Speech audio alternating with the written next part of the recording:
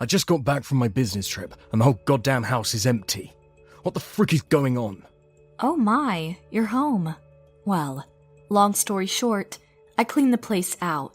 The last thing I have to do is put my cheating husband out for the garbage truck, and then I'll be done with the house cleaning. When my husband heard me say this when he came back from his vacation, that was also an act of adultery, by the way. He was shocked and speechless, and to finish him off, I told him another truth that would positively render his life is a miserable mess, and my vengeance would be complete. My name is Crystal. I am 27 years old, and I work at a nail salon. I used to live with my husband, Warwick, who worked as a chef in a restaurant. The restaurant is a popular, nationwide chain that's managed by a well-known company, and the salary is pretty good. We only got married last year, and we didn't have any children yet. But we were both working hard to prepare for a future life together as a happy family.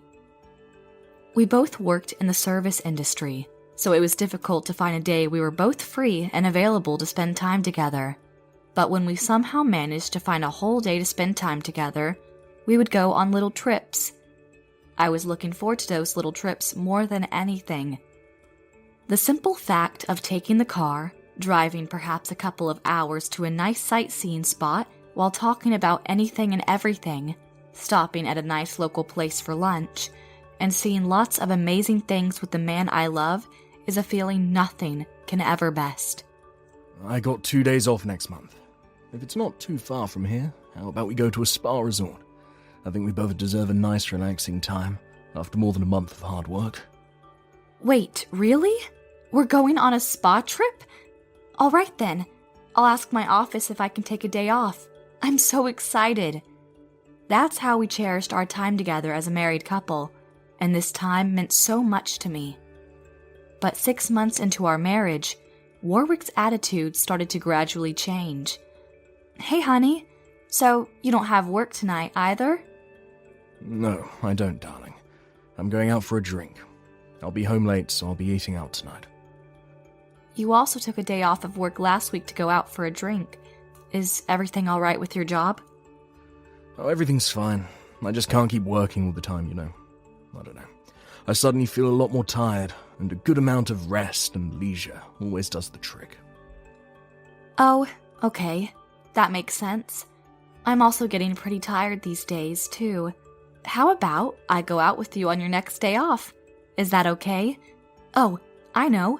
We can go on a day trip. We didn't take one of those in a long time. A trip? That's too much trouble, honey. If you want to go, by all means, but I can't join you. I'm still pretty busy after all. My husband's passion for his job began to slowly wane, and he started taking more days off, claiming that he was feeling burnt out and needed some more time to cool off. He used to try to make it work with my own days off, but he eventually went out by himself more and more frequently. He started going out drinking especially frequently, and on the days he came home late, I could smell a strange perfume that I didn't recognize. Hey, what's that smell? Is that actually a woman's perfume? What the hell are you doing when you go out? I always drink with multiple people, you know that. The hell do you think you are, jumping to conclusions like that so damn quickly? Shit, I'm tired. I'm going to bed, right? Hey, we're not done talking yet. I repeat, I'm going to bed. I began to have a hard time wanting to be with him. As a way to distract myself from my husband's suspicious behavior, I'd become so absorbed in my work. December is a very busy season for the nail salon where I work, because when a lot of women come to take off their fall-themed nails and order Christmas-colored ones to replace them. And believe me when I tell you that the number of orders we get is absolutely insane. As their nails are being done, our customers brag on and on and on about their Christmas plans. Some sounded legitimately wholesome, like a mother of 4 children hosting a fancy dinner at home with her husband, parents, and other members of her family. Others sounded honestly a bit like the woman was condescending to me because she could afford such a plan for Christmas. For instance, This Christmas, I'm going on a dinner cruise with my boyfriend. Could you do my nails to match my dress here? That's wonderful, Mrs. Collins. What do you think about this design? And it wasn't just her. I'm planning a trip with my boyfriend. We're planning to travel to Canada and to go stay at a B&B at a ski resort in the Rocky Mountains. The color of this particular design is just the way he likes it, and I'm sure he'll be so happy to see me look so good on our trip. Your boyfriend is such a lucky guy, Miss Landon. To be honest with you, when I hear about all these customers and their wonderful Christmas plans, I can't help but feel envious. My husband hasn't told me anything about our Christmas plans, which meant that as far as I was concerned, I had absolutely nothing planned for the holidays that year. But things went from bad to worse. Right in the middle of December, perhaps 10 days until Christmas Day, my husband suddenly told me that he was going on a long-term business trip. The worst part was that he was going to leave that weekend, and the trip would last beyond Christmas and beyond the new year, all the way to the 3rd day after the year turned. A business trip? You work as a chef in a restaurant, honey. How can you go on a business trip outside of town?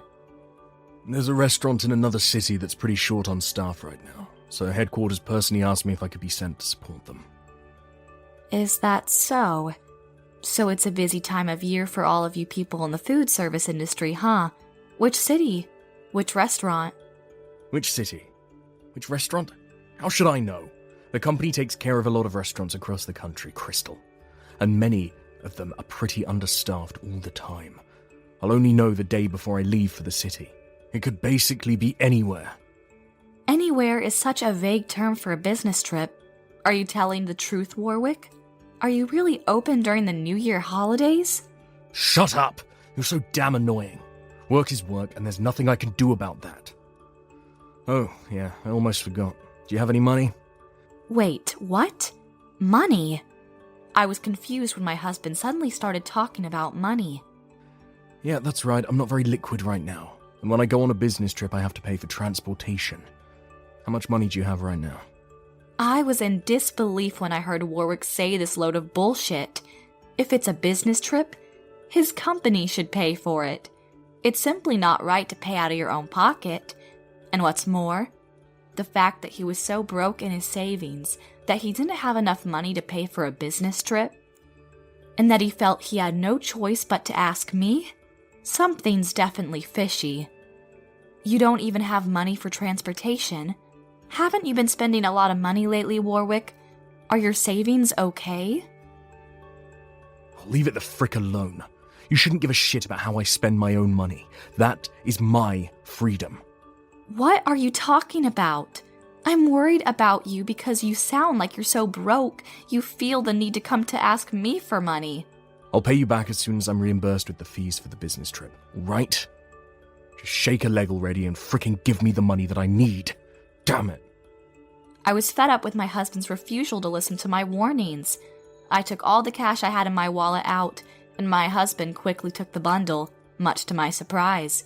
It was as though he was trying to snatch the money away from me. Now hold on just a minute. It's gonna be hard on me if you take that much money. Well, too bad. I'm taking it because I need it more right now. Well then, we're done here, and I'm going to take a bath. I watched as my husband walked to the bathroom without ever thanking me about the money I gave him. A burning sense of resentment began to bundle inside my gut. I was beginning to feel that this marriage might have been a huge mistake. I began putting away the clothes he had taken off and left behind on the floor outside of the bathroom. I suddenly felt something like a piece of metal that was entangled in the fibers. I felt it more thoroughly, and now I could distinguish it as a sharp, curved piece of plastic, perhaps about a centimeter in length. I found it. As I unraveled it from the clutches of the polyester, I realized something. Oh my God, this is a piece of one of those nails that my salon designs for customers. I wonder why this is on Warwick's clothes. I examined his clothes more carefully, and I became horrified when I discovered something else. On the zipper of his pants was a barely discernible smear of unnatural colors. The fact that it was consisted of red, white, and green hazes gave me the strong indication that the source of these was from the same nail polish used on the broken one I'd found earlier. Why did it horrify me so much I felt my teeth clench so tight it felt painful? The fact I found the colors right on the zipper of my husband's trousers meant the owner of these nails had caught her nails right in that location. When does a woman's hand even go near a man's crotch? Well, now you know why I wanted to destroy an entire wall right at that point. There was no damn way a woman who had a normal, friendly relationship with my husband would do such a thing. All I could think in that moment was, I knew it. I knew he was cheating on me. Perhaps my own love for Warwick had already died. I would never suspect such a treasonous act from him if I truly loved him still. I put away the broken piece of nail into a small Ziploc bag and stashed it away in my handbag. The owner of these nails would surely come back to the salon to repair her broken nail. The next day, I asked the receptionist at work to go through the list of clients scheduled to come in today. Hey, do we have any customer with an appointment today that requested for a repair? A repair in a nail salon is exactly what it sounds like. It's kind of an appointment customers can make in the event their nails were damaged and/or broken. Yes, ma'am, there is. And they designated you as the repair staff, Mrs. Xavier. Here she is. I checked the design number of the nails I had served this particular customer, and sure enough, it was without a doubt exactly the same as the broken piece I found on Warwick's clothes. All that was left to do was double-check to see if the shape of the broken piece matched what would be missing from the customer's nail. Eventually, the time for the appointment with one Mrs. White approached, and my client showed up right on time. She looked older than me, and she was cocooned in glamour with brand-name clothes and accessories, and with a frankly ungodly amount of makeup, especially around her eyes. She was kind of flashy, but she was also admittedly gorgeous. It's been cracked here, see? I'd like to have it put on more securely. I'm so sorry, Mrs. White. Today is still within the limits of our 7-day warranty, so the repair fee for today will be free.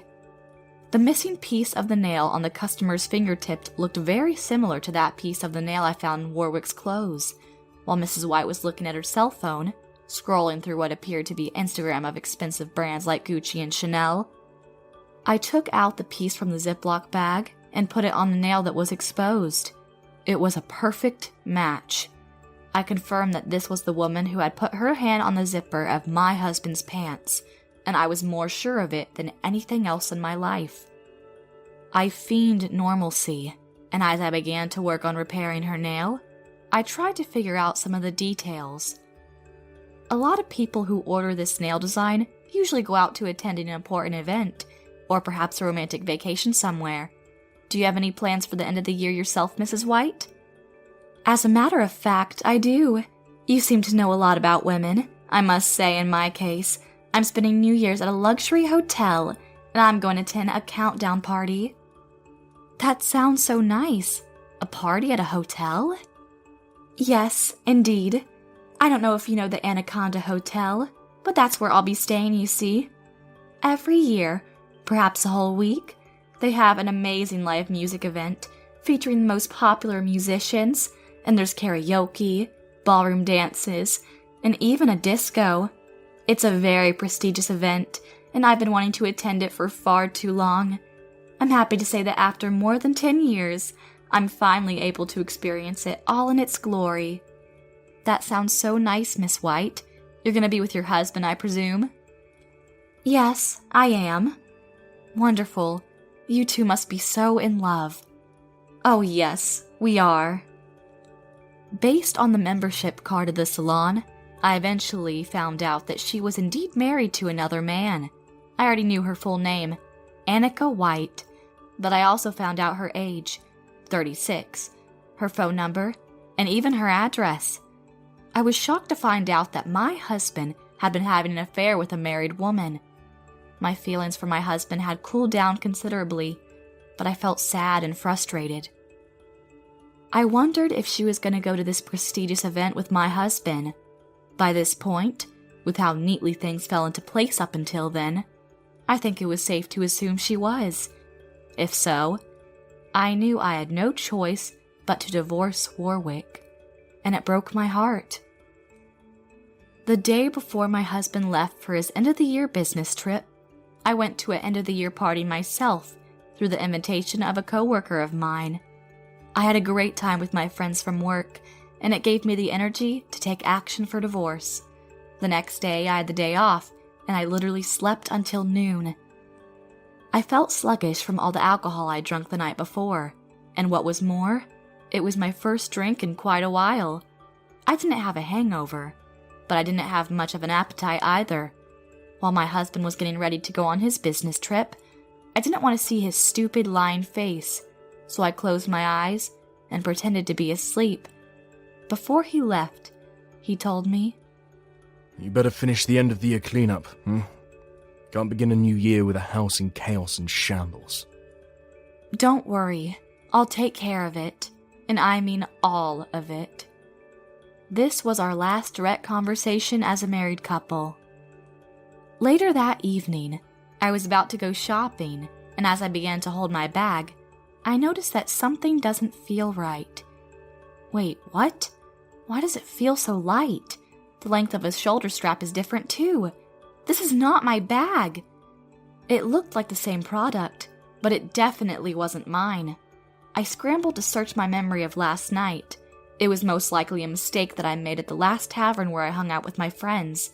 I called the tavern immediately. "Excuse me, I was wondering if there had been a mix-up with some bags from yesterday. I have a bag that looks exactly like mine, but it definitely isn't mine." Yes, we've been expecting your call, actually. I'm sorry to bother you, but could you please come to our establishment for a few minutes? There's another person here who took the wrong bag, you see. The kind receptionist told me that another customer of theirs had contacted them, saying that she may have brought home the wrong bag, even though it looked exactly like mine. I hurried over to the tavern. Upon my arrival, I was taken to a room that looked like an administrative office. The woman who had accidentally taken my bag was waiting for me in that room. When she saw that I had brought my own bag, which was actually hers, she looked relieved. But when we checked each other's bags to see if all our belongings were where they should be, her expression turned grim. "I'm sorry, but my wallet isn't in here." My bag was in order, and everything was where it was last time I checked. Unfortunately, the other woman, whose name was Miss Robinson, claimed her wallet was missing. "Oh no, your wallet? I didn't know. I didn't touch anything in the bag. I swear, I didn't touch anything in your bag. That's the last thing I would do." "I'm afraid an I don't know nothing simply won't do, Mrs. Xavier. My wallet is the only thing that's missing." Next thing I knew, I was in the center of a circle of what felt like cold contempt. The clerks present, and the woman all looked at me with suspicion. I was upset. "I swear on my life and on my humanity, I didn't take it. I didn't touch anything in the bag. I didn't touch anything in the bag. You have to believe me." "I'm sorry, but I'm calling the police." "What? The police?" The woman got upset and called the police. That's when my phone rang. The caller was my husband. With shaking hands, I answered the phone, not knowing everything would turn in my favor right then. "What the hell? You finally pick up the phone." "Warwick, I can't talk long. I'm in a bit of trouble." "It's okay, it won't take long. I forgot to tell you that I owe you a wallet. I forgot to tell you in person before I left." "Wait, my wallet?"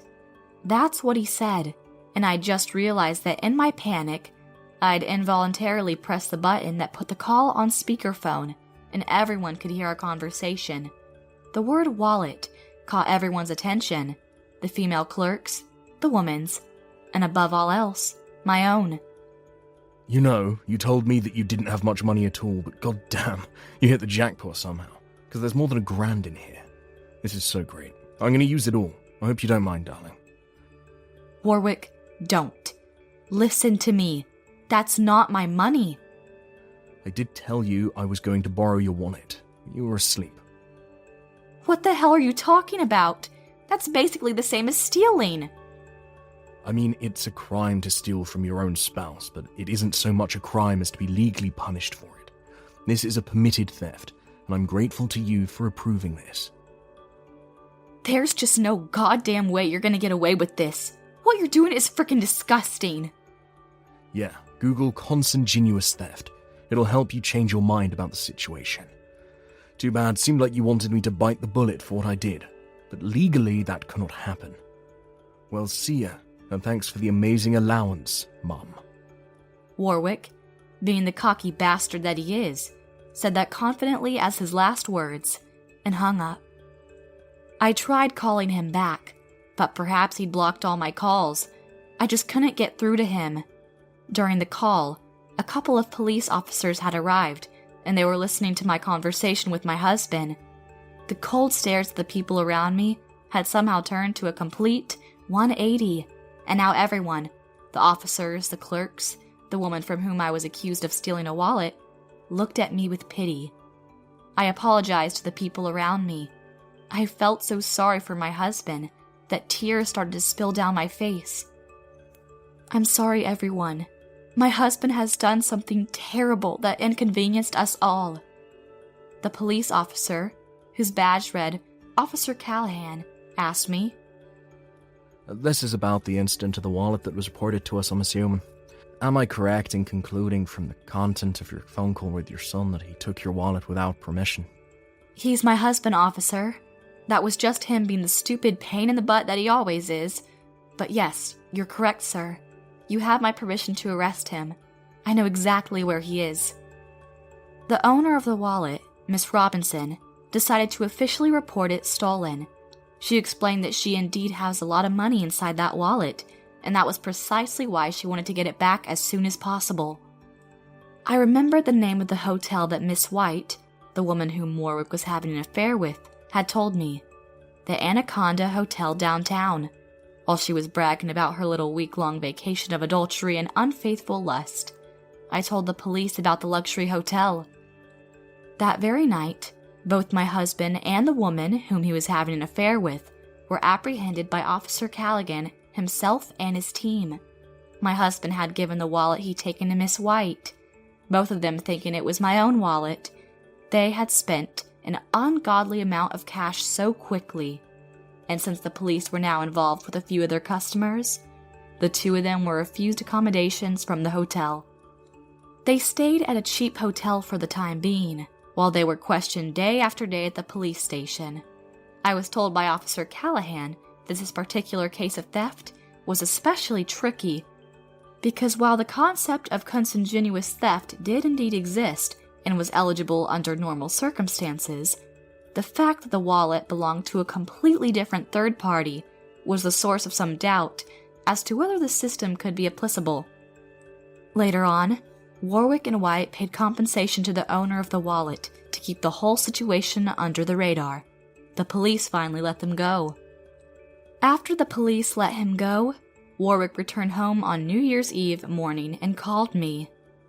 I just got back from my business trip and the whole goddamn house is empty. What the frick is going on? It seemed like he still didn't think his affair was out of the bag, despite everything that had happened. In reality, I knew all too well. I left the apartment, which was our home, mostly devoid of everything. The only things I left were his personal belongings. All the furniture and appliances had been picked up by a recycling company, and by then, the apartment had probably looked 3 times bigger compared to when our married life was perfect. Oh my, you're home! Well, long story short, I cleaned the place out. The last thing I have to do is put out my cheating husband out for the garbage truck, and then I'll be done with the house cleaning. Warwick was shocked and speechless. I told him that I was going to file for alimony through a lawyer before hanging up. After that, he contacted me several times, hoping to get back together and start things over, but I didn't deal with all that bullshit. I also filed for alimony against White, the woman whom he was cheating on me with. She was married too. Mr. White apparently found out about the affair soon after she was arrested at the Anaconda Hotel, and I heard she got in a lot of trouble. So basically, Mr. White was a frequent customer at the restaurant Warwick worked. My husband was actually having an affair with the customer's wife, and per workplace protocol, as well as common knowledge, Warwick was fired from his job. He had originally loaned money for his personal leisure and was actually a bit deep in debt, and now with the alimony he owed me and Mr. White, he felt so overwhelmed and ran away back to his parents' home, defeated and crying. He is now working for free at a diner run by his parents. As for me, I moved out of my apartment and went back to my parents' house. I'm still working at the same nail salon, and just recently, a nail design of my own invention was featured in the New Year issue of an aesthetics magazine. It was only a small article about my nail design, but thanks to it being a very professional magazine with thousands of monthly subscribers, the article attracted quite a bit of attention from women young and old. And I've been getting a lot of requests from these clients who are interested in it. There's a great possibility I'm going to be transferred though, actually. There's going to be a new branch downtown, and it's going to be open for business in about a month. I was personally asked by an officer from headquarters to be the chief manager of this new branch, and this is going to be a great opportunity to expand my management skills to perhaps open my own salon one day. I don't regret my divorce, but I do feel ashamed about the fact that I was once blind to immature people and that I had a lack of discernment. From now on, my goal is to work hard and grow to be the best person I can be, one that knows how to take care of herself, and one who can be trusted by others to do the right thing. Wish me luck.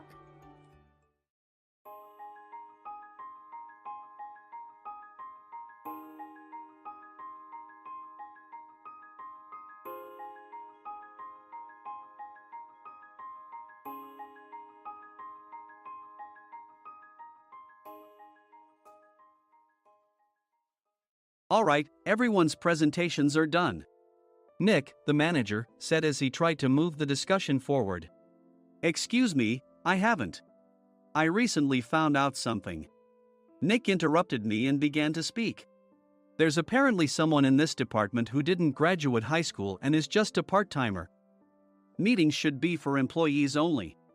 Absolutely right. His lackey, Mike, of course, agreed with Nick. I'm leaving. After leaving the meeting room, I started to shut down my computer.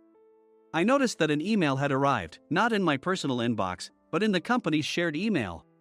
Thinking, there's no point in speaking up, no one will listen, I went home quietly. The next day, I heard a commotion from Nick's desk. He was staring at his computer screen, his face pale. Nick? Is something wrong? Mike looked at the screen with him. And he turned even paler than Nick. Why is he so angry? Knowing the reason for Mike's distress, I thought to myself, serves them right. My name is Adam. My mother passed away when I was in the 9th grade, and I was raised by my father. Well, you could hardly call it being raised. After my mother passed, my father changed. He drowned his sorrows in alcohol, and though he still went to work, he squandered our living expenses on horse racing. Because of that, I had to start working part-time as soon as I entered high school. Every month, I went to the convenience store with bills in hand that couldn't be auto-deducted from my father's account. Even though I endured it because I didn't want to be alone, I reached my limit in my second year of high school and dropped out. I found a live-in job at a distant inn. Thank you for everything. The day I left home, my father, still staring at the TV, spoke. Take care. That was our last conversation. Back then, 18 wasn't the age of majority, so I needed my father's permission to work, and I couldn't hide my place of employment. Yet, my father never visited me even once. I kept working just to survive, and before I knew it, I was 42. Years of hard work paid off, and I was transferred to the headquarters. I was thrilled to be recognized by the company, as I thought I'd be working in the field until retirement due to my lack of formal education. Listen up. Our work can change the future of our employees. Don't drag us down. On my first day after the transfer, Nick, dressed in an expensive suit, spoke sternly. There was a reason for this. Our inn was located in a prominent tourist destination, known so well that everyone in the state could sing its commercial jingle. At its peak, we had 5 locations within the state. But that was long ago. Due to financial difficulties and aging facilities, only the place where I had worked for many years and the original establishment remained. I was prepared to lose my job anytime, but now there was a glimmer of hope. With the rise of social media, the tourist area where the inn was located started gaining attention again. Depending on how hard the sales department, where I was transferred, worked, we could either thrive or be forced to give up this prime location to the new hotel chains continuously popping up. For Nick, who had switched careers from another industry to strengthen our sales, this was a battle he couldn't afford to lose. I understood why he had to be strict. "I will do my best." Nick sneered at my enthusiastic declaration. "Did you not hear what I said?" "I'm sorry." I thought I was listening carefully. Out of habit from years of customer service, I apologized reflexively, though I had no idea what had offended him. Someone was watching me with a smirk. In this department, there are those who are expected to excel and those who have been shoved here because they have nowhere else to go. You are the latter. It was Mike, the section chief. He's 7 years younger, at 35. But he was called to headquarters much earlier than I was and had been moving around within the headquarters ever since. I'm not jealous, but I can't accept that he's my boss. Graduating from a prestigious university, he has an unusually high pride and caused many problems as a newbie, making things very difficult for me when I was the front desk leader. When I found out Mike was transferred to the sales department a month before me, I was disheartened. Mike is right. With just a middle school diploma, there's not much you can do. Don't even think about achieving results. As if I didn't exist, Nick remarked, "I'm thirsty." Mike eagerly ran to the coffee maker. It seems Mike is Nick's lackey. I regretted being happy about my transfer to headquarters, wishing I had stayed on site forever. Send a direct mail to every company on this list by the end of the day. Nick only assigned me tasks that even a new graduate could handle. What? There are over 1,000 companies. You want me to send to all of them by today? Yes, if you and your fellow misfits split the work, even those with nowhere else to go should finish by today. I glanced at the employees typing away expressionlessly. They were worn out from customer service, only thinking about leaving on time, or were women reassigned after having children, with zero motivation for work. Even Sam, a new graduate from the same university as Mike, who was supposed to be among the expected achievers, had no enthusiasm for the job, having joined the company wanting to do customer service. "I don't care what they say, I plan to quit any time," he said. Only Nick and Mike were highly motivated, making all the decisions between the two of them. I originally only wanted to work at the inn to survive and had no particular attachment to this job. I swallowed my words, thinking I had no right to reprimand them. About a month after the transfer, Nick told us with a frustrated look. "To commemorate the 50th anniversary, we've decided to create a plan exclusive for one group per day. Originally, Mike and I were supposed to come up with it, but our president, Mr. Thompson, insists on hearing everyone's opinions. So, you all get a chance." As Nick explained, Mike began handing out prints. Make sure not to embarrass Nick. If your ideas are half-baked, you'll have to redo them. It seemed that they had printed his handwritten notes by Mr. Thompson, which included several questions and a section for free responses. It made sense why Nick had to seek our input, given that all responses had to be submitted to Mr. Thompson. We were given a week to think about it, and a meeting was scheduled to compile our ideas. My plan is to let guests enjoy both the old and modern America. Nick began the presentations. Guests would watch a master confectioner at a nearby traditional sweet shop make sweets in front of them. The welcome drink would be premium tea in a bottle. Nick's plan was certainly attractive. After his presentation, Nick called on us to present in the order we were seated. Just as I stood up for my turn. "All right, everyone's presentations are done." "Excuse me, I haven't. I recently found out something." Nick interrupted me. "There's someone in this department who didn't graduate high school and is just a part-timer." He was likely talking about me. I joined the company as a part-timer and was made a full-time employee when I turned 20. That was 20 years ago, so Nick and Mike probably had no chance to know until recently. Meetings should be for employees only. Absolutely right. After that, Nick kept creating opportunities to solicit everyone's opinions, purposefully excluding me from speaking. The meeting unexpectedly heated up and went past the scheduled end time. A few people asked to leave, and the discussion continued with the remaining few. Still here? Normally, you'd leave in that situation.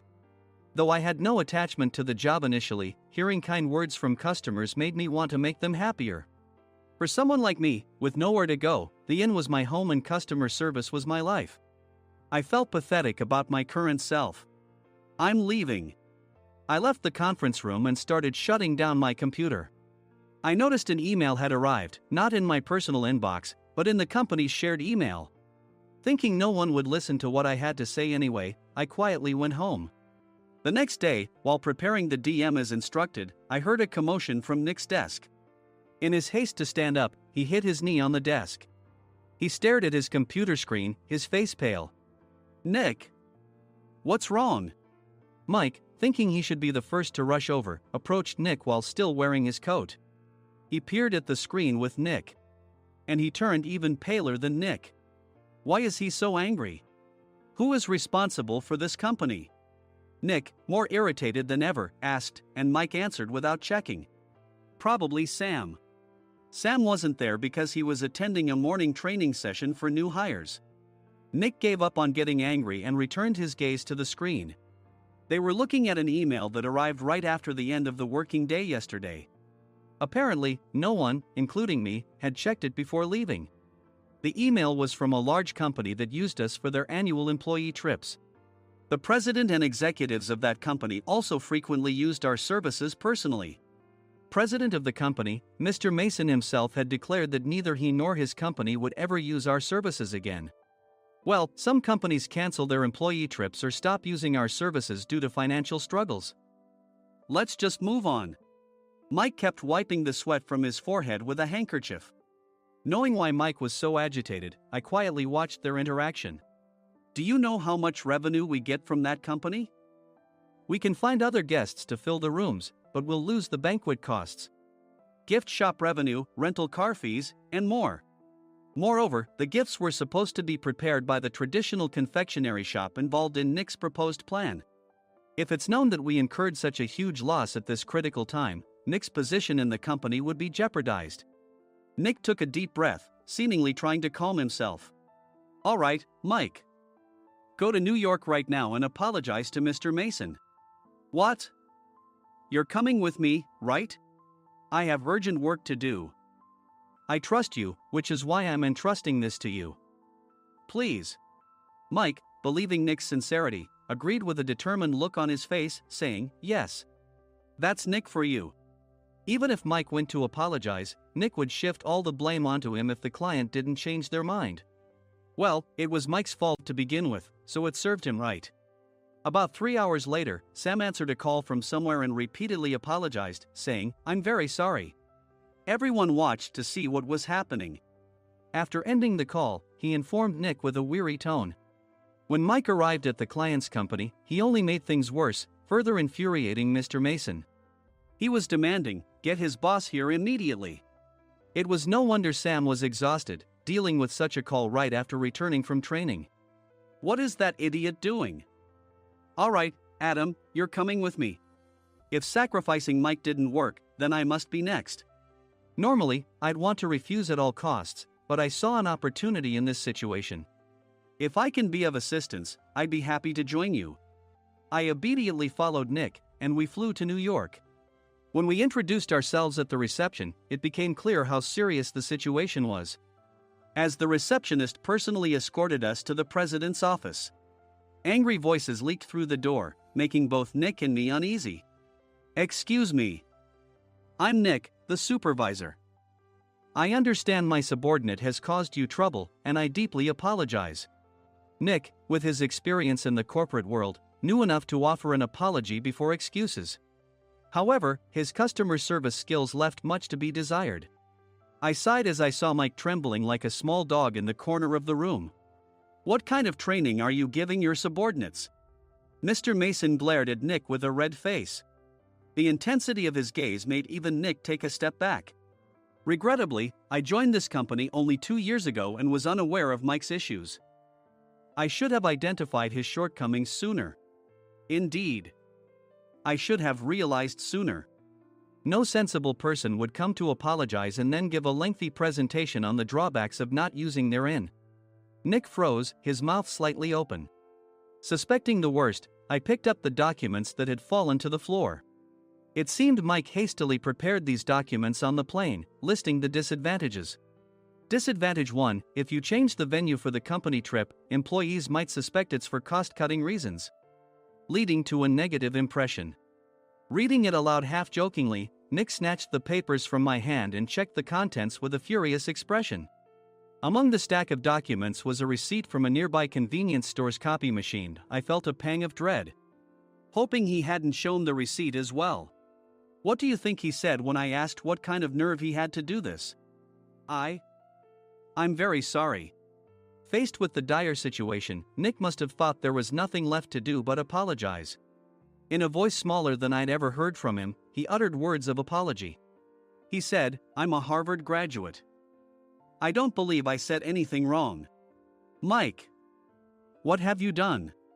Forgetting his plan to pin the blame on Mike, Nick yelled loudly, even in front of Mr. Mason. "I didn't do anything wrong. You're still saying that? Look at him." Mike pointed at me with a shaking hand. "I was assigned to headquarters in my 20s and now I'm a section chief.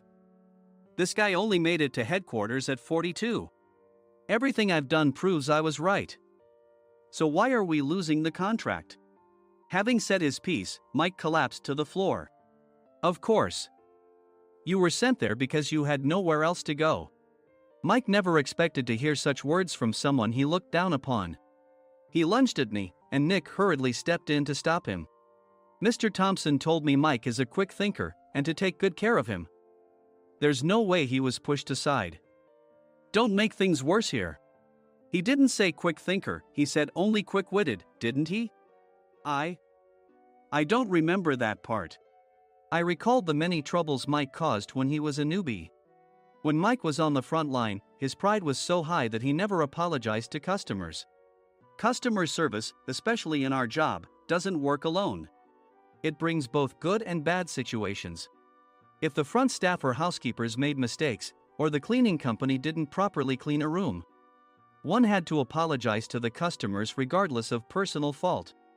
Mike, in such situations, would never apologize, insisting he wasn't at fault.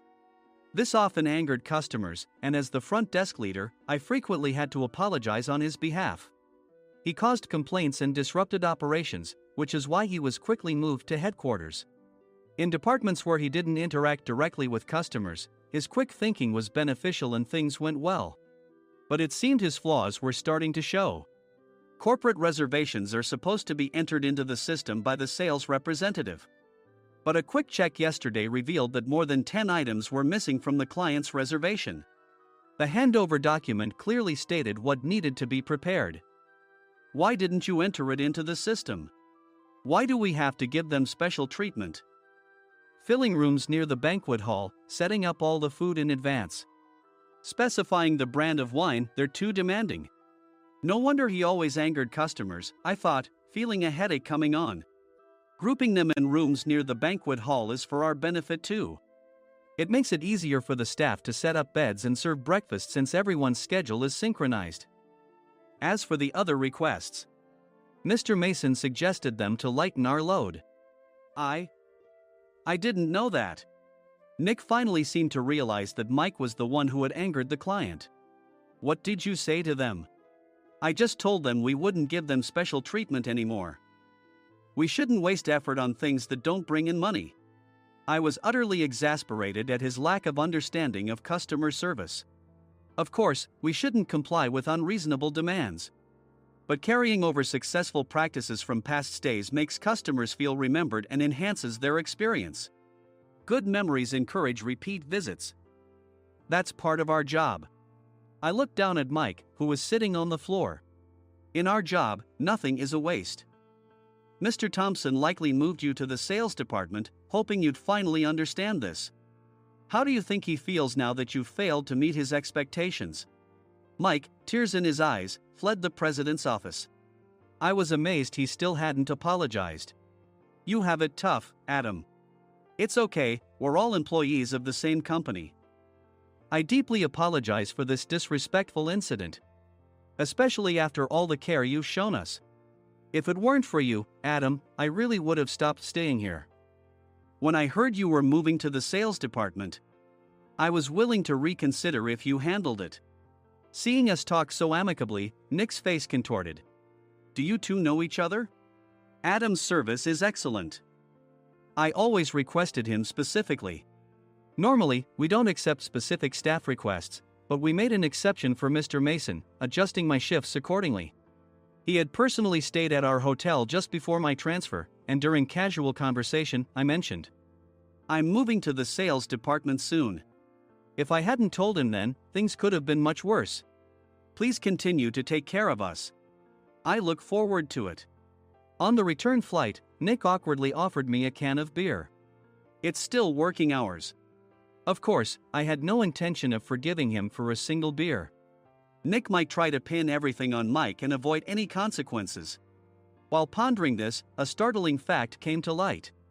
Nick, the tea bottles for the plan have arrived. I handed Nick a bottle labeled with our inn's name. They look good.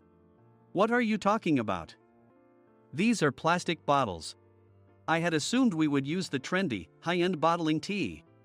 But what arrived were ordinary plastic bottles of tea with customized labels. The only unique aspect was the label, which had the inn's name, making it look customized. Upon further investigation, I discovered that a substantial amount of money was set to be paid to the tea company. It was priced like bottling tea. Does this plastic bottle really cost $100 each? The tea inside is specially blended for us. The extra cost is for that.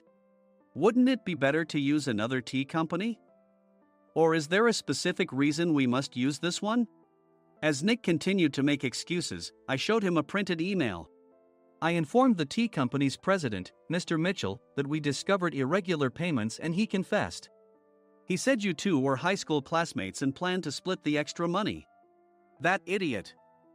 Why did he confess? That's not important. You should worry about yourself. This could turn into a police matter. Opening the bottle cap, I suggested.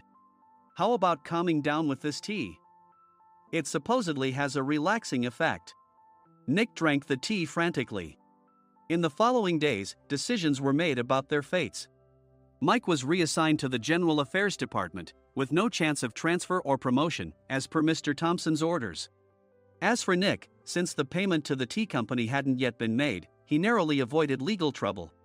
Instead, he was encouraged to leave the company, and to avoid further complications, Nick submitted his resignation. Rumor has it that connections between HR departments have made it difficult for him to find new employment. Even though it was good to have those two gone, something unexpected happened in the sales department. Everyone became motivated and united in refining the 50th anniversary plan. In the end, my plan was adopted. We collaborated with the Tourist Information Center to provide personalized guides. The plan, tailored to the number of guests, was truly special for the 50th anniversary. Hey, is Adam's family coming to stay? I immediately booked that special plan for my family. Sam noticed it on the reservation list and quickly picked up on it. Yes, I'm inviting my father. That's great. I might invite my parents too. I lacked the courage to face my father just as Adam. But here, with the confidence Mr. Mason praised, I felt ready. The 50th anniversary plan was a perfect opportunity to reconnect with my father. I hoped to bring back the days when we could laugh together as we once did.